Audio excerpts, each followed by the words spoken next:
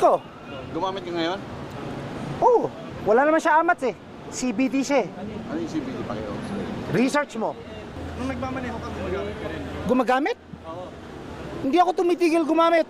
Gumagamit ako araw-araw. Pagising ko hanggang matulog ako, kahit tumatay ako, gumagamit ako. Sinabi mo hindi ka daw pwedeng huliin dahil anong dahilan? Bakit? Because under the law,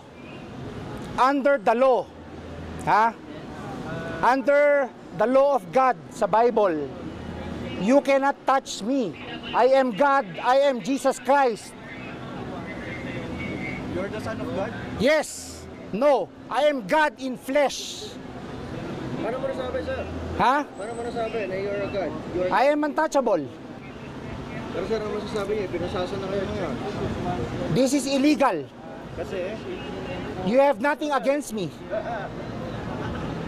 You cannot touch me. I am Jesus Christ. sir, ano ba? Lahat kayo, lahat ng kaluluwa nyo akin. Anong religion niyo, sir? Wala akong religion. God lang, God. God. Wala akong religion. Kaano-ano niyo si Mama Mary? Nanay ko, I am the law. Bakit hindi godly? Ako nagde-decide, hindi kayo.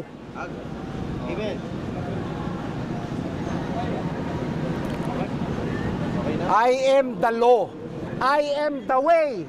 Lahat kayo, dadaan kayo sa akin para makapunta ng langit.